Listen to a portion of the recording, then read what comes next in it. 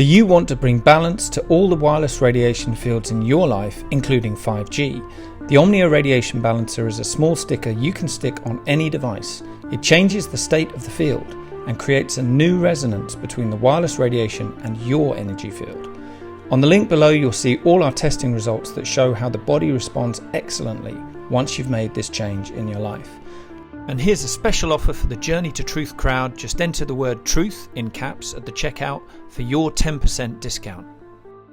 It's easy to bring balance back to your body with the Omnia Radiation Balancer.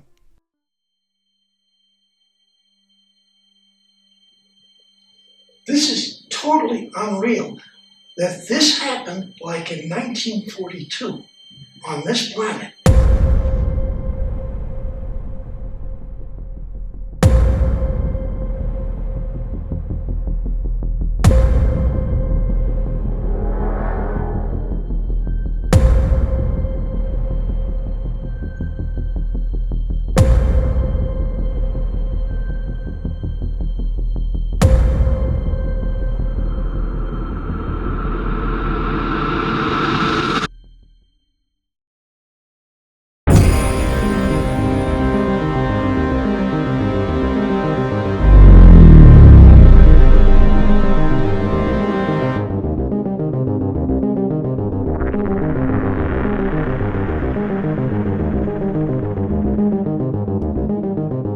Hey guys, welcome back to part 2 with Rebecca Rose. If you missed the first part, you might want to tune into it. Check it out. It's some really heavy stuff, but it's an incredible testimony, and it really tells a story of what's happening on this planet and why we need to be paying attention and what we're actually up against right now during these times. So thank you for joining us again, Rebecca. We left off the first time you had made it to the moon, and we were covering what occurred on the moon, what you did there. So I kind of want to go from the moon and how you ended up on Mars and what happened on Mars. Yeah. This is a little more streamlined. I feel like I know we jumped around to a lot of different things, but Mars was when I left for Mars when I was 9. I was taken out, from my sleep.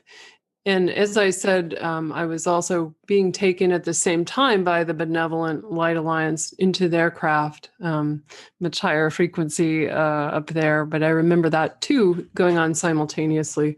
So sort of different programs taking me in at the same time. So on Mars, things got really, really different there. That was more... up till now, it's been easier work in a sense that I was being, it's all psychic operations going on. But this was where I was trained into what we call a super soldier happened on Mars and I was there 20 years at least. Sometimes it felt like, I was never going to leave. And I wonder sometimes if it was, 30 years there, but for sure 20 years unabated there, like trained in various steps along the way. So the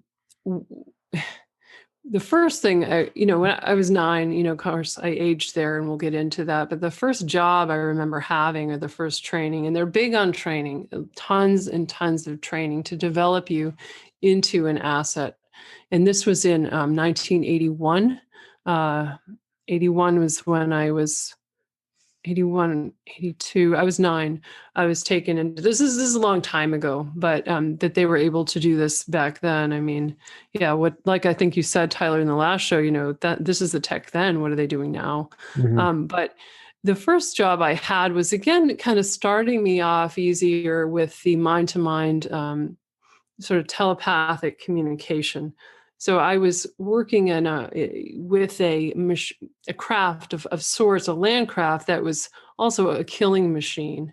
And, I was trained to interface with it using my mind. So basically controlling it with just the psychic energy. And it seemed... it was made of some kind of metal, and it had, I don't know if that was, all off-world material or what, but it had these claws. And it was definitely. I mean, we were trained to be killing machines. This is all about being weaponized, the weaponization really of children. And that's one of the things, I've spoken of that in other places, in interviews and stuff, about one of the things that really prompted me to come out with my story. Because it was like, when everything I spoke about in the last bit is plenty of reason to come out and start talking your story. But before we're talking about the weaponization of children and the weaponization of humanity, then that's a whole other level there, which I really object to. So I was remember that I was very heavily altered even before I was fractured in my mind before I even got there. So this was to take me out of my usual 9-year-old self and to have I want to call it an altar that was like an empty vessel waiting for a command. It's almost like, I mean, I've had flashbacks where I could hear, the commands coming into my skull from, or basically a commander, the captain, pilot ready, captain, kill command on, I forget all the language, but it was like I was just empty, and it felt so eerie to be turned into this kind of nothing, like a machine. So completely machinated. Yeah. Let's pause for a second and help us understand. So you were talking about, you think you might have been cloned, like this at this point, you think? Yeah, we'll get there. Okay. I'm not cloned yet. We'll get there. Okay. So, then you were talking about this machine, this craft on Mars, were you piloting that? Yeah, I was trained as a pilot. First, they trained me with the machine, and some of our training is in our battle training is simulated, and then I was trained as a pilot in a sky pilot, so operating just a solo craft, and then I was trained as a ground command. I was just going to kind of go through each, give you a little more about each of those. So, and then, yes, we'll talk about, at this point, I was not created into a clone, but yes, there were many clones. So that came as the years went on, what they do is perfect. They've got so much time and money invested in each kid. They are going to use you to the hilt. They are going to develop you for multiple projects, multiple missions. They're going to make you into something that is really worthwhile. And they're not messing around. They're very precise in their training. They're very precise in their technology, and they know what they're doing. And they're working with, what I remember most are mantids that are doing a lot of the augmentation, because as we were developed into super soldiers, there's chemical, biological, and mechanical means of altering us. They're exploring, part of what they're doing, or we're, and how far can they take it? Well, hang on one sec. You froze up for just a second. So part of what they're doing is what? Oh, they're developing. I mean, they're developing the technology to see what they can do to create a super soldier, and an augmented. How much can they augment a human and still retain? They want you to have the psychic capacity and the capacity to use the consciousness, high-level consciousness. They want that, but at the same time, they want to implant you, and they want to make you into more of a machine. And eventually I was fairly early on augmented into what I call a cyborg, a cybernetic organism that is part off-world metal, part AI, and part human biological organism. So this is all part of your 20 and back, or definitely. Which you might think, which you think possibly was longer or more than one. It felt longer. I know. I know, and I remember being on ground control, ground command, as a troop when I was about 29, which makes a lot of sense, but I was sent out further after that as a cloned cyborg on Planet X, for example. We'll get into that. But so for sure, 20 years out there, and it's in a very logical progression how they take you from one step to the other. They're not going to start you off probably driving a craft, flying a craft right away. So, and remember, you're working with a kid. Mm-hmm. So, the most advanced part of my training, or the most advanced capacity I had, was as a fully weaponized super soldier. And that happens over time. Did happen over time for me. So they did not start me right at that level. It was more, okay, we're going to do some sort of, like easier, quote unquote, easier stuff with when you first come in, and then things happen over time there. The cyborging, or for want of a better word, did happen pretty quickly. They augmented and kind of, put you into battle situations. And like I said, there's a ton. Mars was a lot of training. They put you in simulations at times, simulated battles with other kids, other soldiers, other cyborgs, and you don't always know what's real and what isn't. And the point is, it doesn't matter. You're trained to kill, which seems unfathomable to me. Like, I'm like the last person you think of as a super soldier, like me. Yeah. Interestingly, though, I look at my life back when I was in my 20s into my 30s, and I was in physical real life training as an Uber athlete. Like, I was like the bionic multi-athlete mountain bike racer doing all-night adventure racing. I think that's really curious that my whole life was training. And in some capacity, this thing was going on in another realm on Mars. Yeah. Okay. So anyway, so what do you have any concept of the levels of super soldiers? I know Johann Fritz talks about this, but do you have any concept on how that whole program works? The levels of, you mean like there's like a Gen 0 super soldier, then no, I don't know about all the different, not coming in with that level of knowledge. I just can talk about my own experience. But like I said, nobody took me aside and said, this is what you're called, this is where you're going, please sign on the dotted line. It's very, I just remember being thrown into this stuff without much. No one explained. Yeah, nobody asked no questions. You're not a human. You're not a human. You're a slave. Yeah. You are a slave being from start to end. And I think, the super soldier program and some of these things with the SSP might get a little bit glamorized, but never forget where it starts. It's not just about like driving sleek high-tech craft around. You are fucked with from the time you start to the time you end. And I want people to understand, and I truly believe this, that the programs that you're talking about and these other whistleblowers, it's not the only programs. I really do believe there's benevolent space programs occurring as well, where children are taken, but they're protected along the way, and they're serving the light. And there's a counter to what you're talking about. Yeah. Happening at the same time.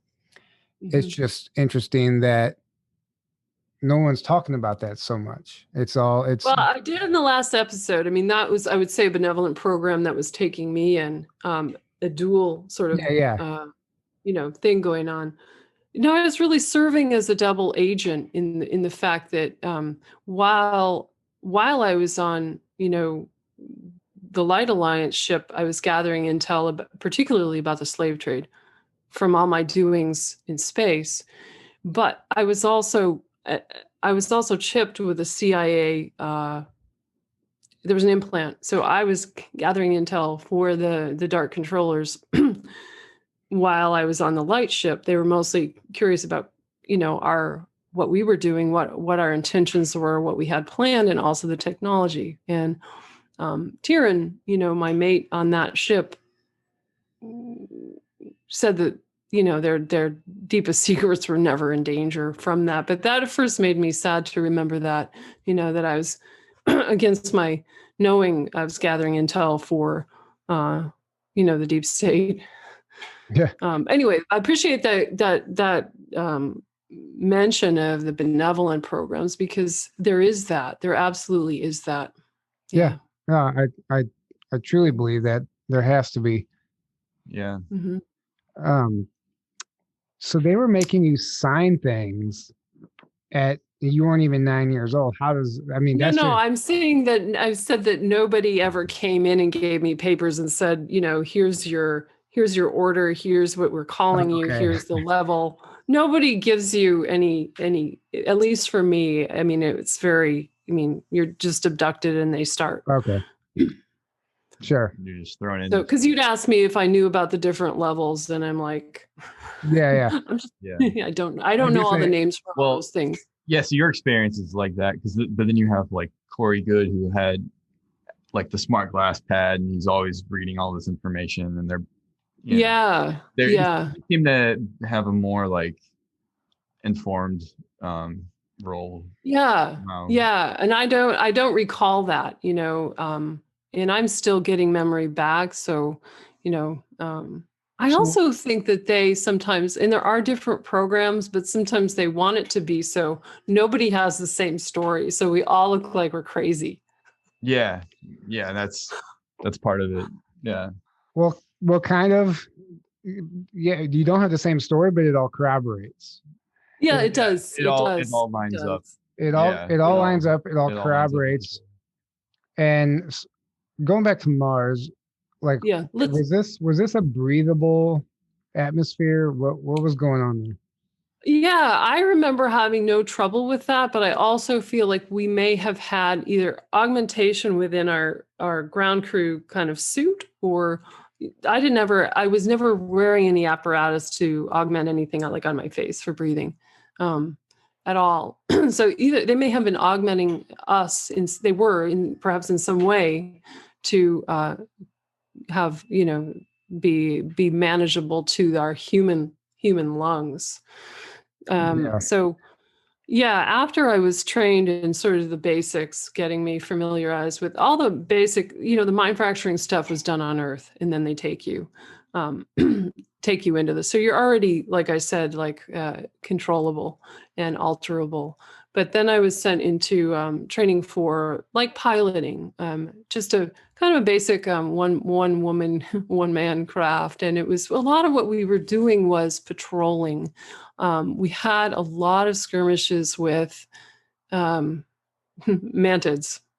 beings. It's interesting because I remember mantids working on me, doing things to augment me. They were kind of the lab team, because the mantids are just remarkable surgeons, and they've got a lot of finesse with just almost artful in the way they can put things together, and they're very good with mastering frequency. But there's a certain craft that they bring, and I know they were big on the augmentation team, let's say, but we were also fighting mantids. So I remember skirmishes with the local mantids. We were not exactly wanted there, and we were in many ways, I would say, sitting ducks at the base. We were, even though we were large part underground, they didn't want us there. So it was interesting to recall. I've had a lot more battle flashbacks from Mars opening up, and some of them were pretty gory, but we would be ambushed in the middle of the night. And I remember, being down and somebody saying, "Run, we're going to die," this really intense explosions. And there was a lot of carnage at times. And so mantids were at times involved with that. So it was interesting that we had mantids that were, let's say, fighting on our team, and that we were fighting mantids. So the mantids had some kind of split allegiance. I'm not sure exactly how that worked, but that's what I do recall. And the battle, like I said, a lot of times they were training us in the simulation. In fact, when I had been augmented to the point where I was very digitalized, for lack of a better word, they could put parts of me in a program, tweak me out, and spit me out into 3D from that. Very strange sort of to wrap your mind around that. But it's because part of you is a computer. I mean, a very high level, high tech kind of augmented. So at what point from after these battles, which by the way, you said the mantids versus the mantids. I mean, just think of humans. We do the same Totally. thing. I know. It's like my dualized mind. Thanks, Tyler. Yeah. It's like, well, why are they fighting each other? Because, different factions. Thank you. Exactly. So at what point did the cloning aspect come in? How did that occur? Yeah. Well, I think it was more, it was more toward the end of my, in the latter half, let's say, because a lot of times if I would be, let's say I was killed in a battle or hurt, they could use the regen technology to help me.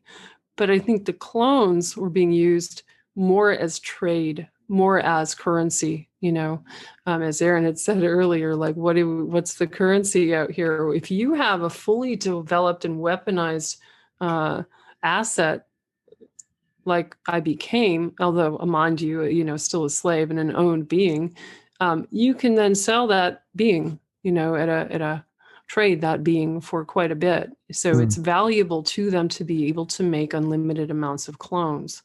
And what I remember about how, remember back when I was talking about Montauk in the last show, about how they were splitting the etheric body from the physical body. One of the ways you can make a clone is by, if you preserve the template of the etheric body and then grow multiple, you can grow a variety, you can keep growing biology on top of that, preserve that, the blueprint, the etheric blueprint, and create a clone using that. That's one way. I mean, there's more than one way to make a clone, but it's far out. I mean, when the cloning, these stories, that what I'm sharing here is a lot just as a singular self, me. But if you talk about being traded to other races and also into other timelines, things go sideways pretty quickly as far as my own experiences, because I have flashbacks of, they're cloned experiences of my clone. Absolutely. That are, we had, I remember at the base at one point we were infiltrated by super soldiers from the future, which gets real weird. And it was a bit of a timeline war. Like they were even more AI than we were, wanting to take us in, take us back into that timeline where the future was very much aligned with the AI agenda. So anyway, the time stuff gets really, really funky, at least as far as me following the story, not just of a singular self, but multiple clones to a clone when it disappears or is traded into another timeline or off the solar system. Yeah. And, like, wow. Well, just even thinking about like how many timelines that we're all existing in right now. Yeah. Just here, not even in the programs. And when you start doing these Akashic record readings and these QHHT sessions, and you start getting channeled messages and you start seeking out this information, you realize you're living multiple lives at the same time. And there's so many different things going on all at once. And what it taught me is that we here on Earth are clueless, and we are here to learn. And that's it. We are here to learn and heal. So we're yeah. And remember, we're here to remember, what we actually already are and already know. It's so quantum. It's like it's showing us that what we, time and space are conceptual and they're relative to the Earth plane. The farther you go off of Earth's orbit, the less time is even a thing. There is no time. So it's all existing. It takes a while for a person to really, your head's going to spin around for a while when you try and understand this stuff. It's a lot to take in because we've all been bred on, you go to point A to point B, it's linear, that's all. We're just meat sacks living here and then we die and that's that. But when we dispense with time and space, possibilities become infinite. And if you're an experiencer trying to gather the remnants of your mind, your memory, back together, it's like, oh my God, I'm supposed to make it like a tidy linear package of this, and I'm never going to be able to do it because there's clones. I think there's clones of me that were still out, and they're still out there now. So what happens if something happens to a clone? How does that does their memory, does that consciousness like slingshot back to the host?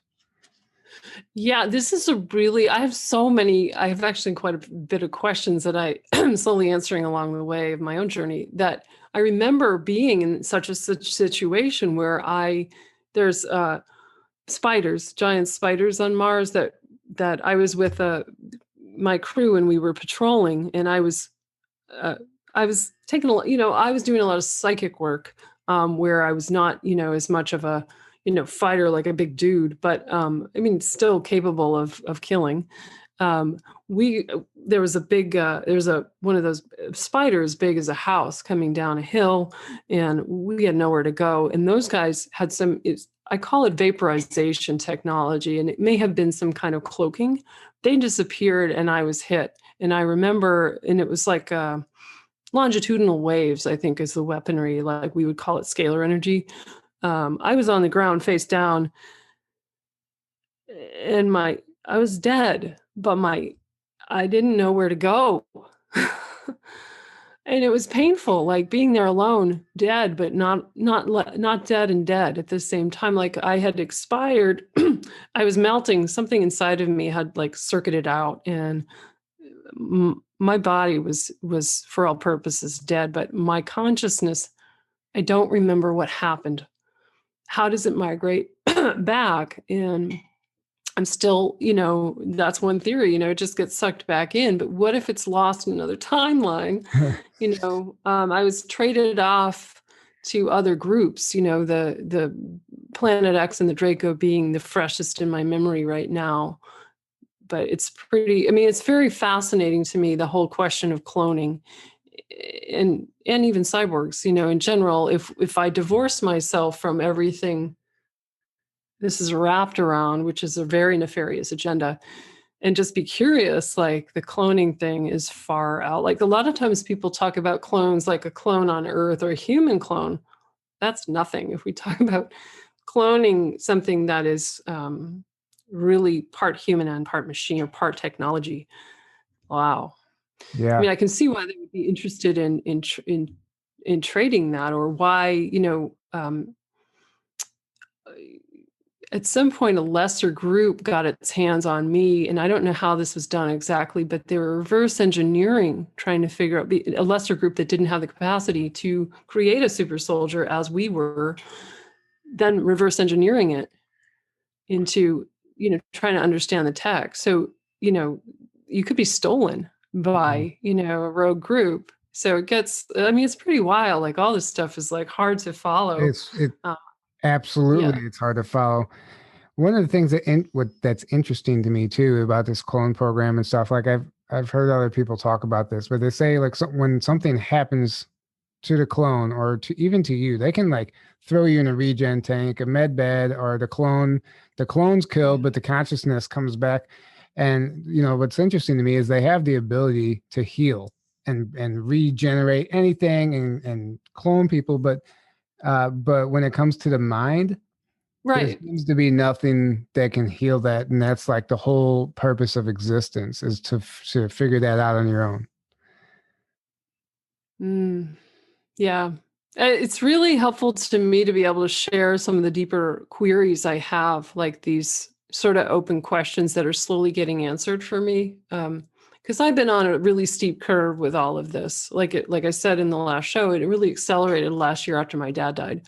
So I haven't had enough time really to digest and find the answers that I need. It's kind of a lifelong thing. What, you don't know what happened to your clone consciousnesses when they were taken back from 50 different places? Yeah. Like, exactly. you don't remember every time you were killed as a clone? It just, part of it is so much to hold in a way, that there's a part, I mean, I want to know everything that happened to me. All of us experiencers want to know, but there's also parts of us that are like, enough. Like enough, like my head is like doing this. So fair enough. Yeah, I can relate. So you refer to Planet X. Is it called Planet X, or is that just what you call it? And where is this at? Is this Nibiru? Yeah, those are great questions. Yeah, Planet X is awesome questions, Tyler. Yes, of course. It's what our science calls our Planet 9, the hypothetical Planet 9, which is just beyond the Kuiper Belt. So it's in some ways almost beyond the solar system. I mean, it's not as far as the Oort cloud, but it's beyond Pluto, way beyond, so it's way, way, way out there. And it is the most beautiful environment I've ever visited in my life. Oh. Stunning. Really? Like if I have one good memory from all this, it's being a patrol out in that atmosphere way out there in space is like, okay, I can remember this. And sometimes when I go to bed at night, I can kind of, I can bring my mind back out into my heart, back out into that place. And it's so magnificent. It's like, it makes me emotional. Like it's so, beyond what we can reference in terms of, it's also, I mean, it's spiritual, like what you would see out there, what I did see out there, that it's not just empty space, it's alive, it's alive. Wow. So I'm glad I get to bring in just a moment there of beauty. Yeah, when we talk about trade, I was traded to the Draco and was owned literally by the Draco. And I was a patrol. It was basically their assets. Patrol on Planet X. Yeah, in the atmosphere. So we would go, there was a bunch of us driving singular craft. So one-man craft as, similar to myself, a kind of cyborg being. And we'd go back at the end of our shift to a big black Draco mothership. So flying in, the sort of jaw opens up, and there'd be a number of us going back at about the same time. But we were always, I mean, what my memories are just piloting, and it's actually in moments of solitude very beautiful, because at that point everything is over as far as manipulation, mind control. I mean, it's not like I'm going to zip off in a Draco patrol craft and take off and like be free. I'm still very much monitored and tethered to that mothership, and they know what I'm doing, and they know where I am. But really some peace came at that point, despite being owned by very powerful, kind of nasty group. They're at that time, this would have been in the late 1990s.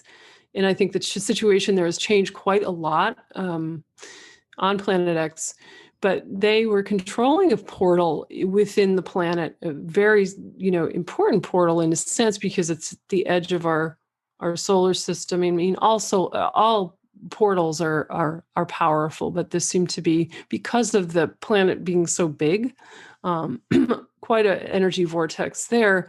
And they also had another big hub for the slave trade, the galactic slave trade. And when I say galactic slave trade, I don't mean them just trading in humans, but in hybridized beings and in clones and other sort of cargo.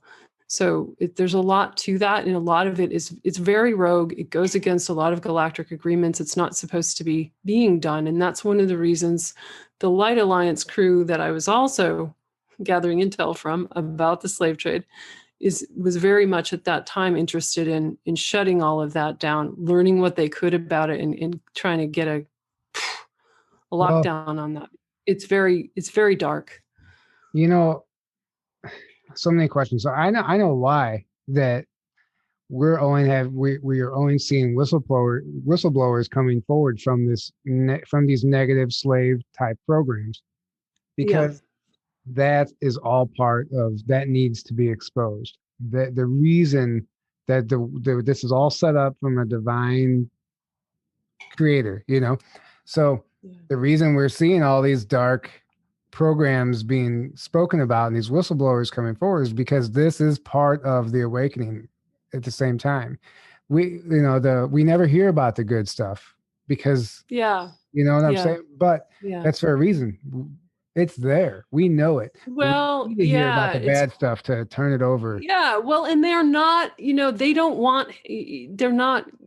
we hear about the negative. You watch the news, you're going to hear everything negative that happened. That's what you're saying, like that's kind of quietly going on in the background. They want to stay quiet. They're not tampering with our timeline in the ways that these other beings are. I mean, sure, we could say they want to bring light to this Earth timeline and see us into light and help us kind of walk in that direction, which is an agenda, to be sure. Like the Light Alliance ship that I was on had an agenda, but we could say it's aligned with unity consciousness and, oneness. So, well, it's just unfortunate to hear you talk about such a beautiful planet and then the control that's going on there. That's why I was like, well, why is there just seem to be this, negativity every time you turn the corner? Well, it's because we need to learn about this. We need that. The only way to stop it is to know about it. So that's why this is so crucial. Yeah. But part of my question is this the Planet X? Is this Nibiru? Is this the stuff we hear about from the ancient times? No, I know I feel like there's a bit of confusion around this, and I don't equate this at all with Nibiru. No. And I know sometimes people have talked about Nibiru as a Planet X, but this is not synonymous with that. Okay. That's important because that's immediately what I thought of, and I'm sure other people too. Yeah, thank you. I know I should have probably clarified that. Very much a different thing. And I remember I don't remember being right on the planet itself because we were assets doing, offense and defense. I mean, we were, I have some memory block about who we ended up fighting. And for fight, I'm sure we did. And I'm afraid it was light teams, those are the things that are tough for me it's like I don't want to remember because, it's like fighting my own people, fighting light, killing light beings. Yeah, that's all part of it. And I need to be clear and clean about that. As an asset, you're trained to kill and you're not going to ask questions. You're an empty vessel, really.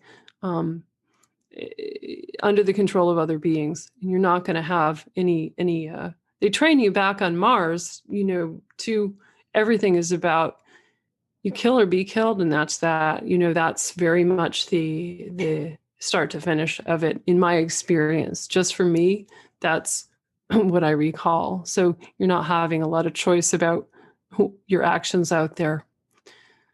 So do you have any memory of exactly how you ended up back in your body, how you were age regressed? Do you remember at what point did you get to a stopping point and they told you okay, it's time to go back?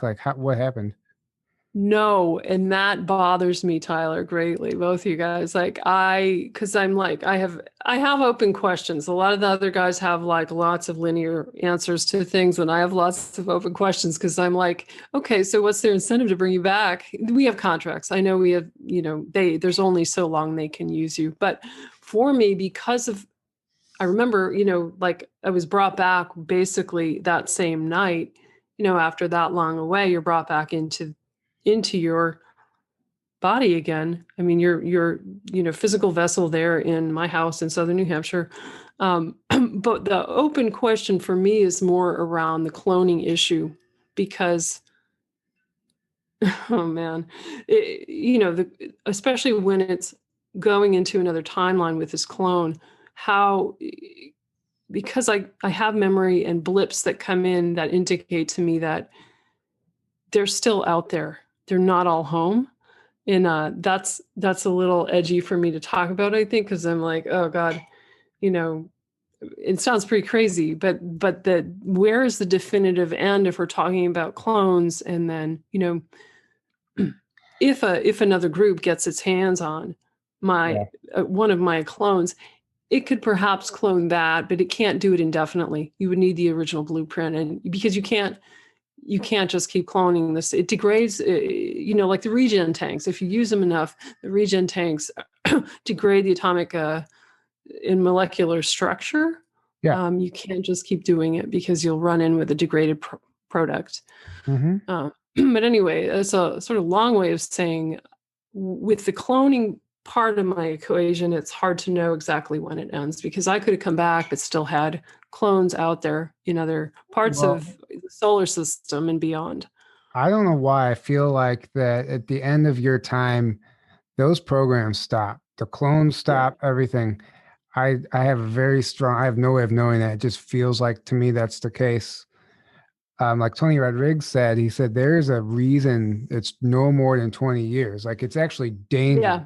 It's actually dangerous. Yeah. There's like karmic ties to it. They can't go past that for a lot of reasons. Yeah. He said there's laws that they have to abide by also. Yeah. So yeah.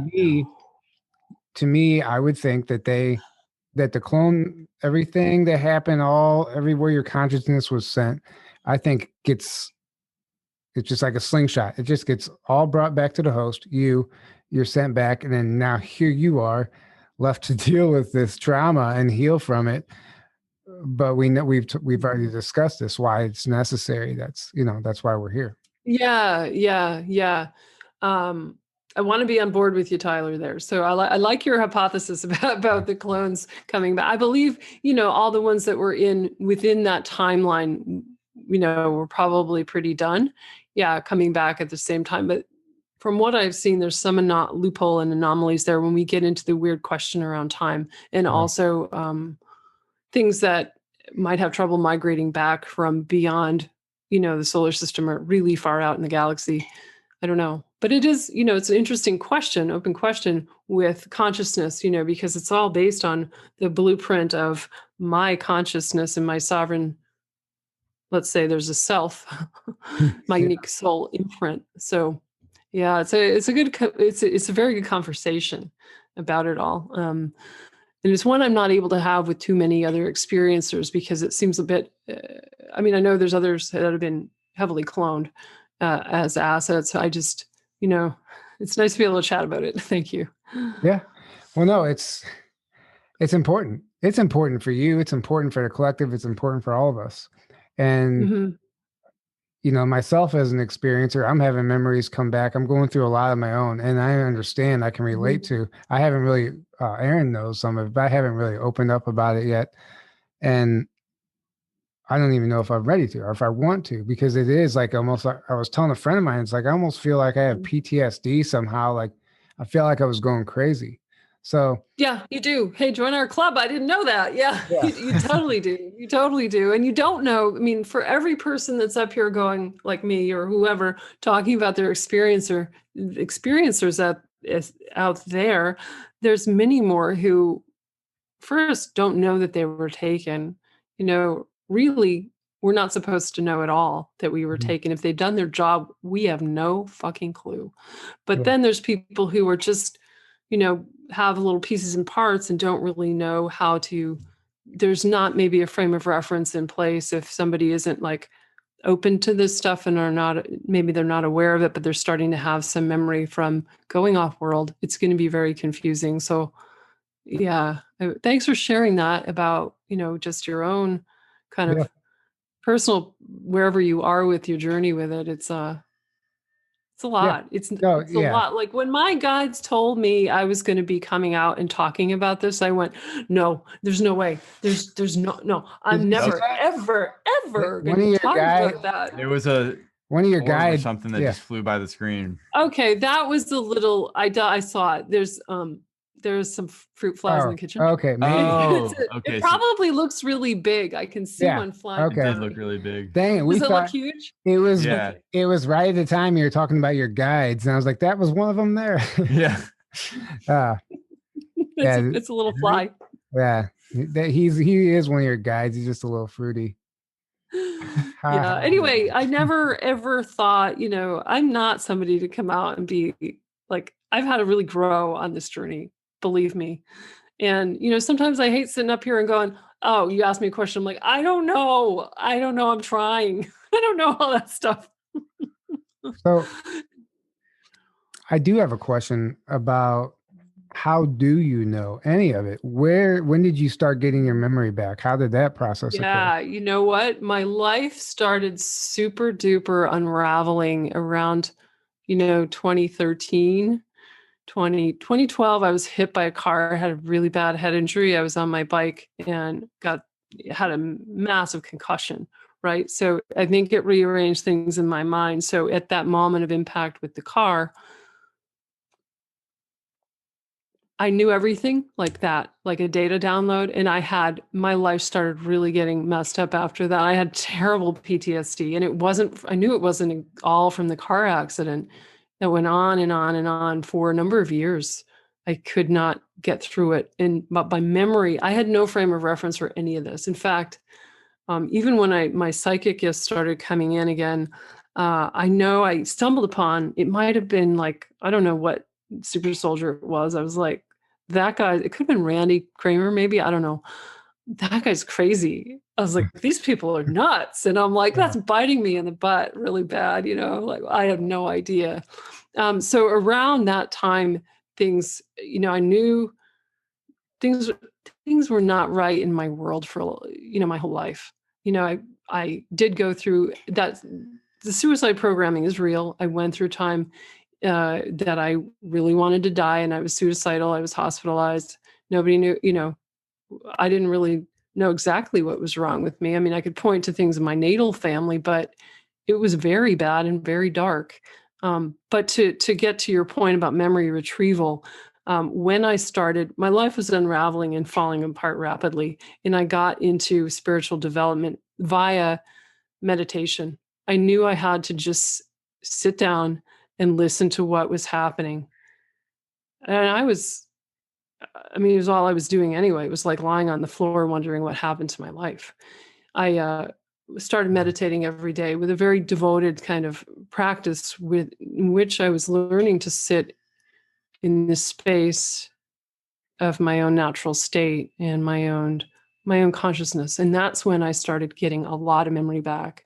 At the end because you're doing a dance with the subconscious, all the chatter is stopping, and what really needs to reach you can emerge.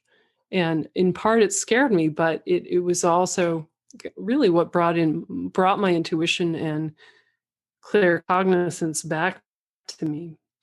But it was not without the price of getting a lot of flashbacks, tons of flashbacks, a lot of times, not knowing where to put them and putting things away, for a long time through, 2012, 2013, 2014, 2015. I didn't really start welcoming this stuff until probably like late 2018.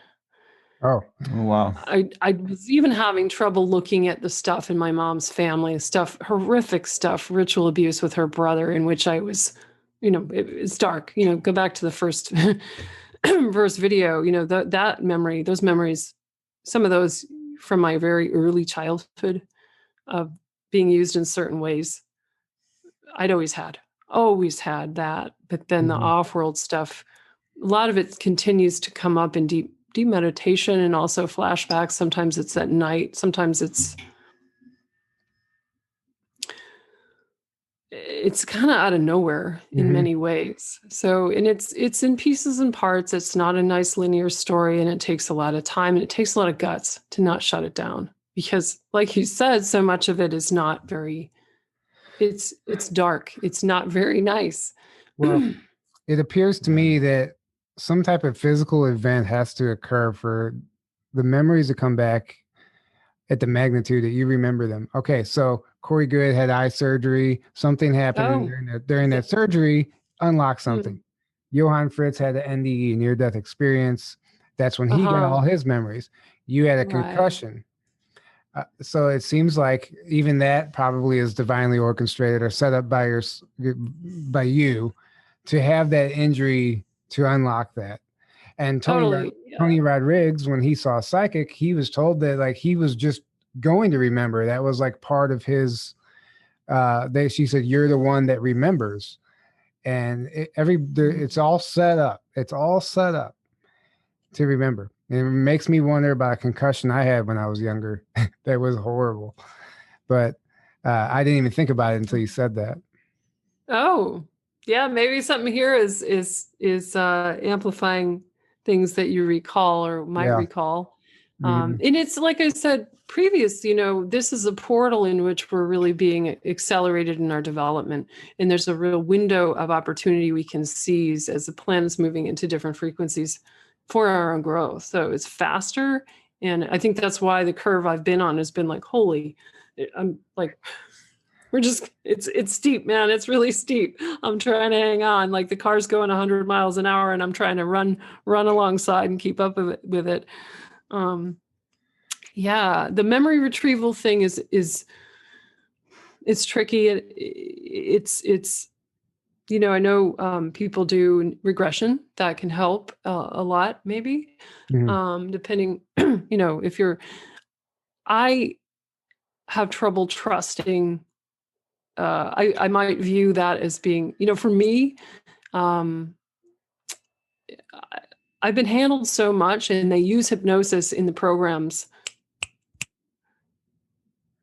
to train you in certain ways that I don't give over my consciousness very easily. I can in my own meditation, but as soon as I'm working with somebody else, I'm like, nope, I'm hanging on for dear life. You're not, even though I know their intention might be good. Anyway, but I think it works for a lot of people, the hypnotic regression. And when it's like you said, when the time is right, things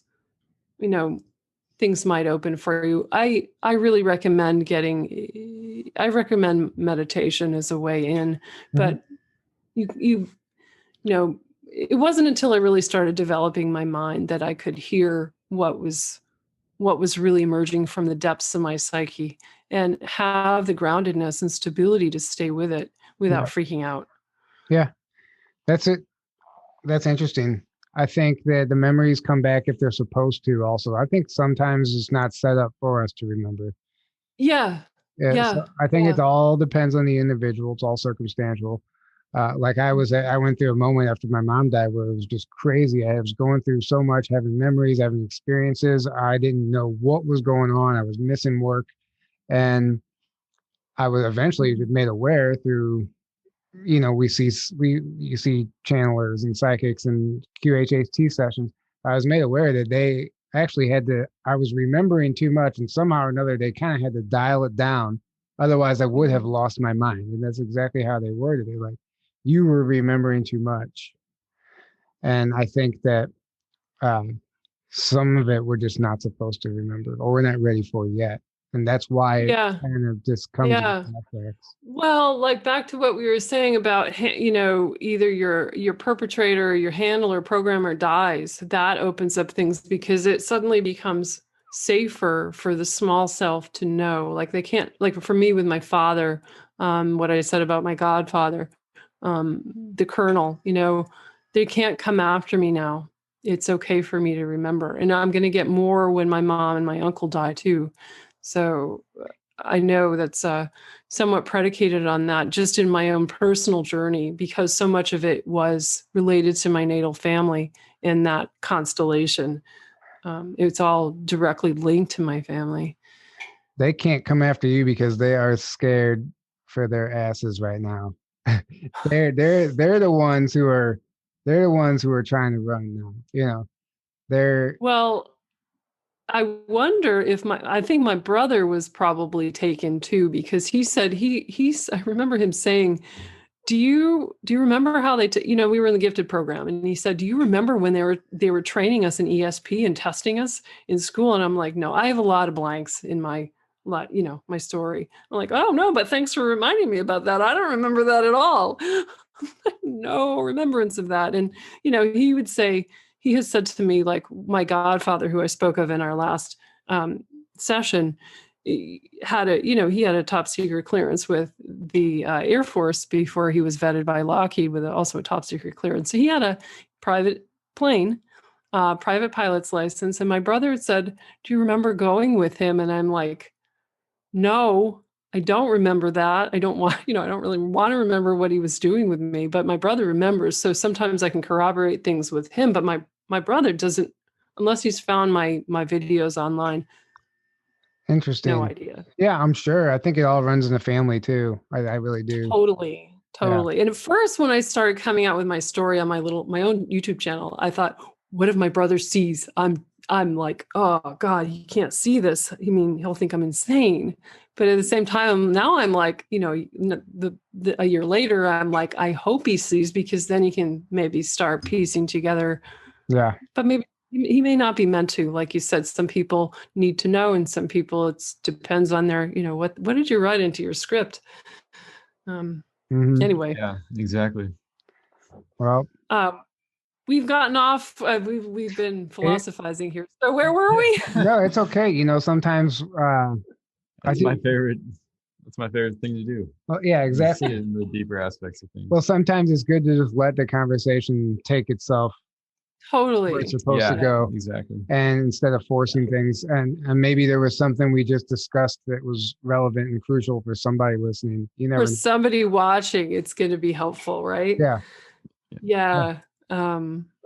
It's I know a lot of people listening to this, even from the comments in the last couple of videos, they're like, oh my God, I remember this when I was a kid. Or it's like, I think this is unlocking. This is happening on a massive scale. Massive. It is. I know the number of people involved that are actually going through what you're going through and just not knowing.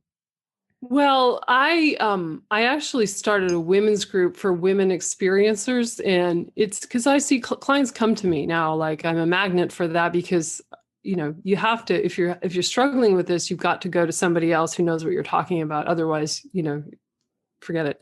But it's more and more and more people, like, just corroborating what you said. Exactly. Like, now is the window where people are waking up and clearing this stuff out. And it means remembering. It really means like bringing it out of the shadow. Like I've said, it's got to be rectified. So good point. It's happening in epic numbers. And also what I said previously about, the child pornography and the trafficking and the blackmail, all of that is coming more and more and more into the public, and people's own experiences are coming up around that. Or, there's more of a reconciliation and a clearing, I think, of the shadow material. And this it's not pretty, but like, this is, what I talked about in our last episode that's kind of what it looks like. Yeah. I don't even know why this just popped into my head, but something he talked about in the first episode, the right eye, left eye training or programming they did, that made me think of something. If they can use it for negative, you can also do that to heal. And I know this, a friend of mine, they have their son was a problem child in school. Okay. The doctor said he had ADHD, ADD, whatever, put him on Ritalin, this and that. And they're like, no, they don't want to medicate their children. So they found what they call a brain balance program. And this program they put him into, they literally put a patch over one eye. They make him do experiments and exercise and everything with one eye for like a week or two. And then they switch eyes. And at the same time, they put him on like this high vibe diet. Within 2 weeks, he was the best, most well-behaved student in the class. His grades flipped. He changed entirely at home. He was no longer this wild kid anymore. It was a pricey program, but if it means actually curing the problem instead of just masking these drugs, I only mention that for people listening because I think that's something that's relevant. If they can program you that way, you can probably deprogram yourself. Totally. Well, and there's what is it, EMDR, that works with alternate eye. You follow right, left, right, left. It's for a lot of times people use it to be healed from PTSD and panic. Mm-hmm. So anyway, the alternate eye, because if you think about what the hemispheres of our brain are also just by being trained in the matrix and conditioned here on this planet, our right brain is really not on board very much, and our left brain is like doing everything, and we both mostly live from the neck up, like up here somewhere in our conceptual thinking linear mind. So it's interesting about that, like when we bring more balance in, what happens to our own internal rhythm and our wellness, it really shifts. I mean, we know this. I mean, we've been purposely led away from developing the right side of the brain. Just stay over here, everything's copacetic. Yeah. Yeah. Yeah. You know, what's funny is you don't hear that type of program being widely advertised. How many people out there know about the brain balance program for your child? I mean, I don't know. Maybe I didn't know about it. Yeah. That's what I'm saying. I only know because I heard from somebody, but you don't see commercials or billboards or, you know. Yeah. We're covering a lot. It's very cool. I mean, and it's good when we can bring it around to, wellness modalities and things like that, like the lighter side too. I hope that helps people can maybe understand, their own journeys, or, if you're sorting out your own experiences with all of this, like, more and more people are, that maybe this is useful. So I'm trying to think what have I left out of the equation of the others? Did you guys have any other questions about things I've mentioned so far? Oh, you got any questions, Aaron? Oh man. I'll leave that one up to you. I had some stuff written down, but honestly, I think we covered almost all of it. Were there any like recent, is there new memories coming back that you really haven't discussed yet? Or, anything? Mostly about just more. It's a little bit flashbacky these days about Mars and battle. A lot of battle stuff coming back that I've touched on. I've touched on some of that. Yeah. What did you eat in the programs? Was it? Yeah, I know. And people have asked me this before, and I'm like, "What were you wearing? What were you eating?" And I'm like, I don't know. Yeah. I know, I know in Montauk we were, yeah, that's another thing. But off world, I don't actually remember. I don't remember what I ate last week, so don't worry. I know. I'm like, I don't know. You guys remember all this really detailed stuff. And I think over time, like, more things reveal, but we tend to remember really high or really low experiences, I think, first, like the big bangs, not like, what kind of shoes did I have on? I don't know what I had for shoes on. I just know my clone was dying. Yeah. Like, right? Yeah, totally. Yeah. Thanks for asking though. It's like, it's very humbling actually to do interviews where I'm just like, I don't know. A lot of I don't know. Yeah. Yeah. You guys had replicators, right? Do you remember that? I don't remember going up to a replicator, but I've heard that that's what the fair is. I think at some point there's less, like when I was really cloned and fully weaponized, and like, for example, being owned by the Draco, you're more machine than anything, and it's not. I don't think your requirements are the same for food. Or sleep or any of the normal biological functions are not quite the same. So that makes sense. It's totally different. I mean, and that's one reason I think that's appealing to them. You don't have to maintain this machine in the same way as you do a biological soldier. Yeah. Whenever you, so going all the way back from when you were taken from Earth to the moon, what base, do you have any idea of what base you were at here on Earth? Did you say that already? It always felt, I didn't say it, and it always just felt like a bus stop, like we could say a jump gate, but I don't know where it was. Cause again, it's like all these underground facilities are like all intertwined, first of all. Well, yeah, they're intertwined, and it's not like you see a sign in your memory saying you're here. And I never, I can guess at things, but I never do that here. Like I want to know, or just say, if I don't know for sure, I'm not going to say it. Yeah. So I don't actually know. But did it seem to be like some type of train, like a maglev train that you buckled into and it took off? Yeah, it seemed like, I know I was being strapped in. I remember this repeatedly. Oh, here we go for our nightly ride. Yeah, definitely like that. And it wasn't, I don't know that it was a full on base. It just seemed more like a gate, like this, like you go out to the bus stop and get on the thing, just go. So it wasn't complicated.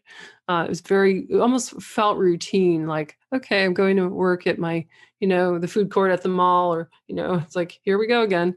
But I wish I could tell you that, and maybe that will open up, but not sure. Yeah. Well, this has been incredible.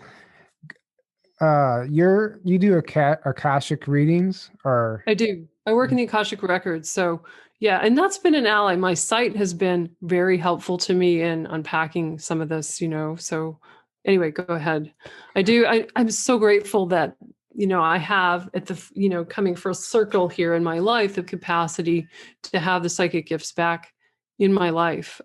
It's funny because, you'd think with all of my gifts, why can't I just march in there and get all the answers? But it's because of my own fear. Mm-hmm. I'm afraid I'm going to get it wrong for myself. Like, I can read for clients all day long. They're very happy. But when it comes to my own experience, I'm like, no, I don't know. I'm going to mess it up. Anyway, it's just a tangent. I do readings. Yes. Yeah. You kind of answered my next question, but it's interesting that there's that fear and we put up that block. That we don't want to know certain things. That's why even here on Earth, just seeing a psychic or something, that's why people are afraid of it. They don't ask the question because they're afraid of the answer. And well, yeah. I have clients who come to see me because they're starting to unpack their story and they need some help and support for that. And they come one time and we dive in, and it's, I see this over and over again with my people I work with. There's some that will continue to come and many that do, but some that are not. It's just, you have to be ready. You have to be ready to have your world blown apart in some ways, because it's like you're going to have to restructure what you thought about how this world works. Can you give us any more visuals of that beautiful planet X that, whenever you were explaining that, you kind of had me captivated. But you just got into the feeling. But do you remember anything you actually saw? Is there anything you can describe? Oh God. Well, I remember just a lot of space and just this feeling of, not visual, because when you're out there in deep space, the planet X is out there, but I'm not right on the surface. Okay. Like being up on a plane in the sky here, but just the blue glow of the planet, and then it was more this atmospheric vibration that I could feel and sense and live in happily forever. Mm-hmm. The depths of space like that. And I was also, at that time, while I was patrolling, I was also interfacing with a satellite that they had that was roving around actually the edges of the solar system, and frequently, or at different times, I would take a snapshot, and I could see other places in the solar system, like heading out, like away, not toward the center, but it was their surveillance, and I was interfacing with that. But that was also different snapshots of, I don't even know how to describe it, just different colored fields and things that I would see. Of course, we were looking for enemy, I suppose.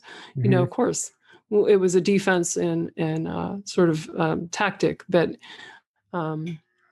where does Pluto come into play out there? Was there any activity around Pluto that you remember? I don't know. I don't know about Pluto. As far as I knew, I don't know much about things going on there. Yeah. You froze up. Small. You froze up. You froze up for just a second. So just re-explain. You said you don't know much. Yeah, about I just don't. I wasn't on Pluto, so I don't have any. But do you ever? I don't know. Did you remember seeing it ever, like flying by it or anything?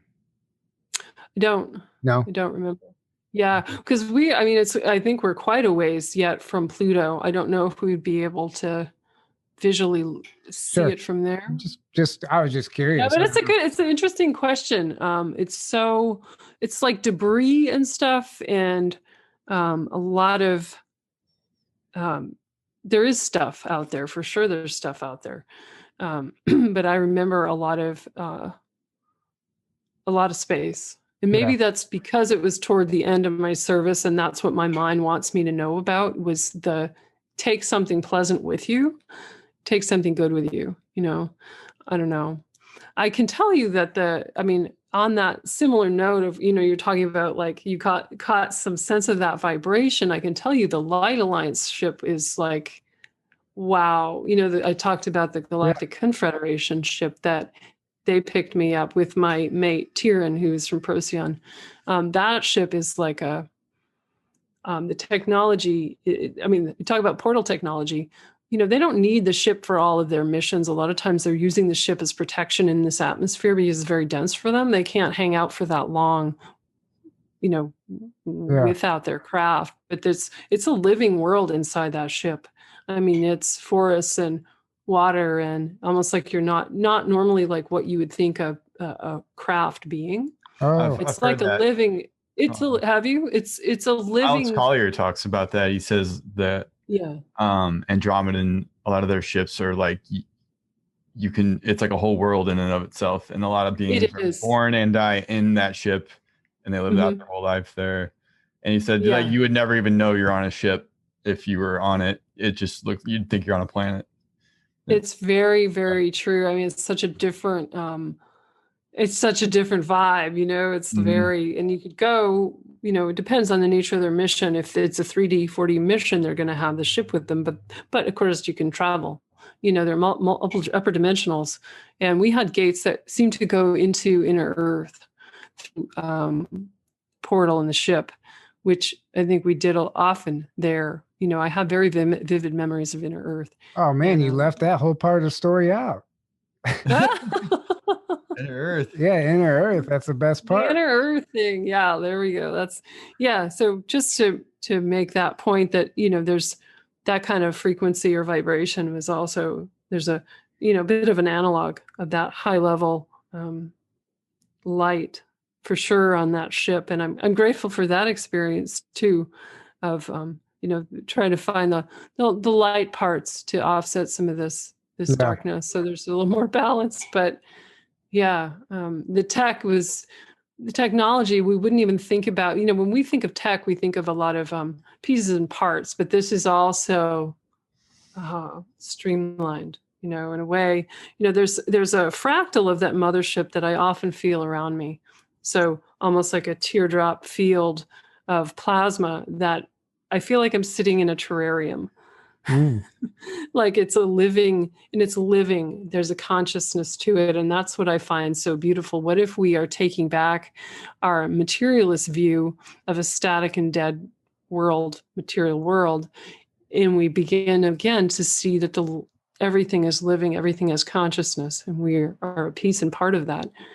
It makes me think that our own technological capacity as a human is somewhat limited by our training and what we think we are and are not able to do.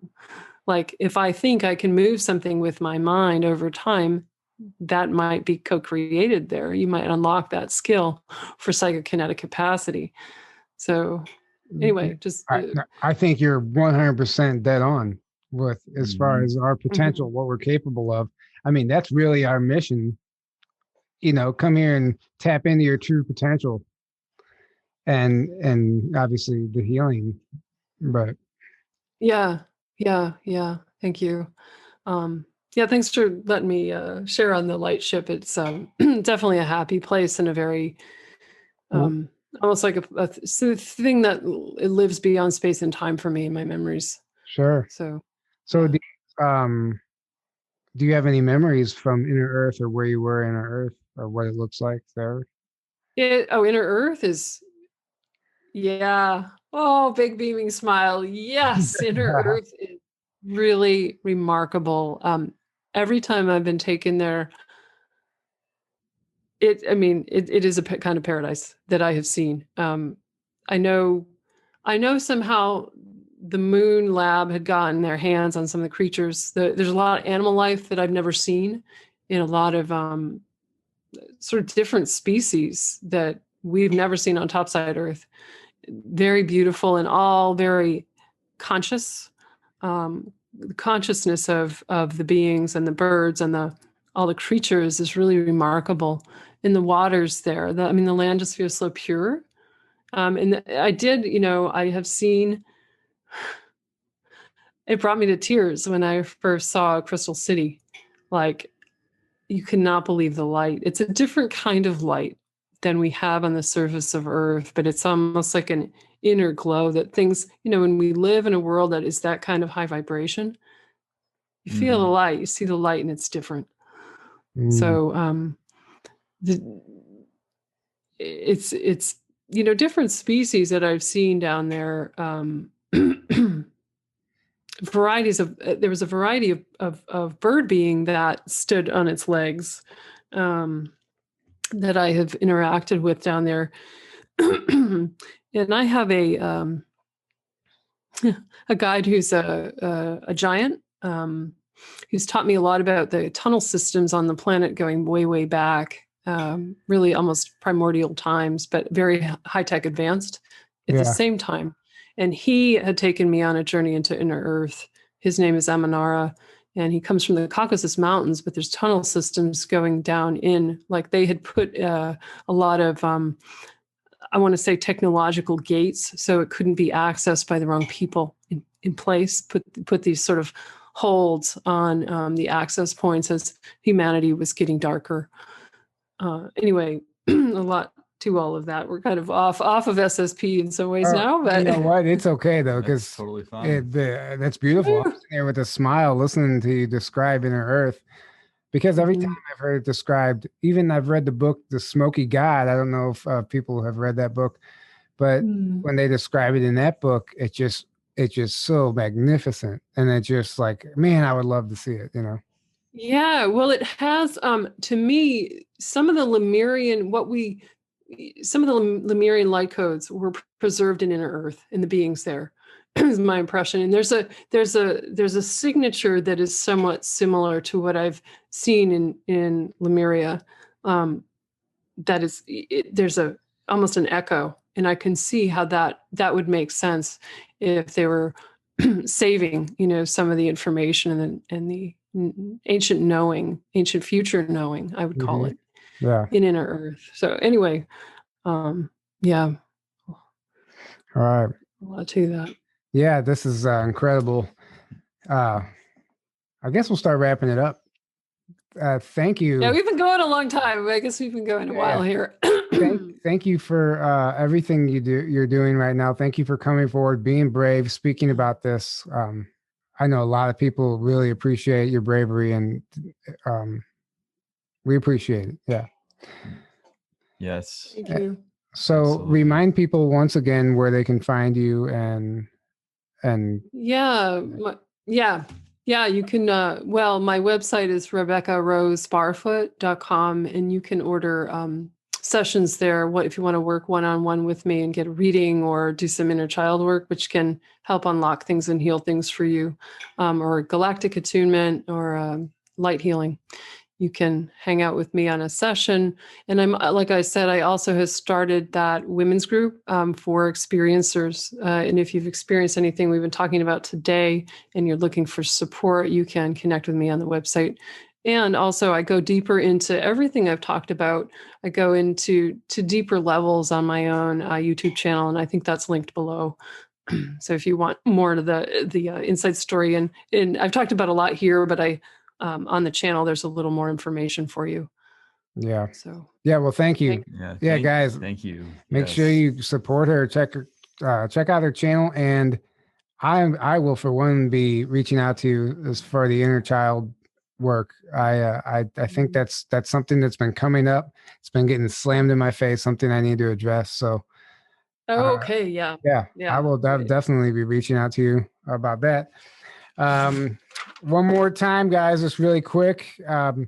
Again, thank you for the support. Thank you guys for the donations. Thank you for all the kind comments. It's really beautiful to get that type of acknowledgement during such what seems like a dark time, even though it's not. It's a beautiful transition that we're going through. I just wanted to thank you all once again for that.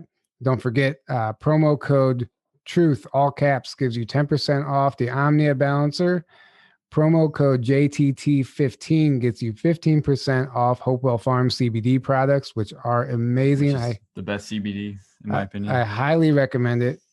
And that does stack with the free shipping over $200 or more, and it's easy to spend over $200 on that website because the stuff is incredible. Yeah. And then obviously 20% off all Teespring merchandise with promo code Sleepy Joe. Hopefully he'll be asleep forever after this. So I guess that's it. Oh, and one more thing, the Starseed Adventures Conference in Cocoa Beach, Florida in March 12th through the 14th, 16th. Something like that. I'll get those dates right. Anyway, grab yourself a ticket. Come hang out with us on the beach. We're going to have our Experiences Lounge set up. We're going to be interviewing some people, getting some testimonies, maybe doing some podcasts. We don't really know, but it's going to be a great time. Tickets are extremely limited, so make sure you grab yourself one, and that link is below as well. That being said, thank you once again, Rebecca, for everything. This was amazing. Thank you guys. This is amazing. We love you. We love all you guys listening. And until next time, have a great night.